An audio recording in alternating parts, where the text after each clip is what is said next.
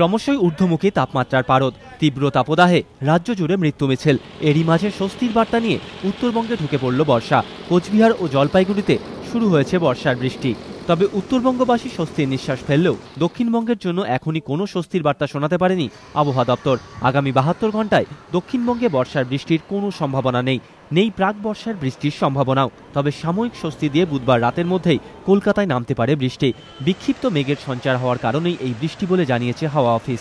বৃষ্টির সম্ভাবনা রয়েছে দক্ষিণবঙ্গের অন্যান্য বেশ কিছু জেলাতেও। এদিন বিকেলে বৃষ্টি হয়েছে হুগলি, হাওড়া ও আসানসোলে। তবে এই বৃষ্টির জেরে সাময়িক স্বস্তি মিললেও তীব্র গরম থেকে রেহাই মেলার সম্ভাবনা কম।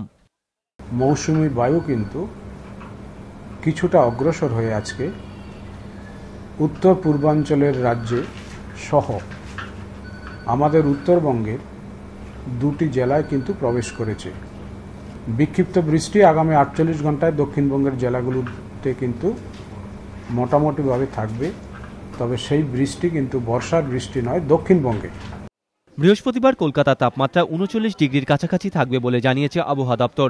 খুব বেশি হেরফের হবে না দক্ষিণবঙ্গের অন্যান্য জেলাগুলির তাপমাত্রাও। তবে পশ্চিমাঞ্চলের জেলাগুলিতে তাপপ্রবাহের সতর্কতা জারি থাকছে। এদিকে এদিনও দিনভর জেলায় জেলায় গরমের তীব্র দাপট। হাঁসফাঁস অবস্থা রাজ্যবাসীর। বেশিরভাগ জায়গাতেই পারদ 40 ছাড়িয়েছে। বুধবার পূর্ব মেদিনীপুরের সর্বোচ্চ তাপমাত্রা 44 ডিগ্রি সেলসিয়াস, হাওড়ার সর্বোচ্চ তাপমাত্রা 39 ডিগ্রি সেলসিয়াস, বাঁকুড়ায় সর্বোচ্চ তাপমাত্রা 43 ডিগ্রি সেলসিয়াস, পুরুলিয়ায় পারদ পৌঁছেছে 45.1 ডিগ্রি সেলসিয়াসে, দুর্গাপুরের সর্বোচ্চ তাপমাত্রা 45 ডিগ্রি সেলসিয়াস।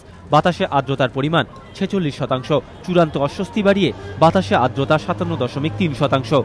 এই পরিস্থিতিতে আকাশের দিকে চাতক পাখির মতো তাকিয়ে থাকা, অপেক্ষা বৃষ্টির, তবেই জুড়বে প্রাণ। সমিত সেনগুপ্ত, এবিপি আনন্দ।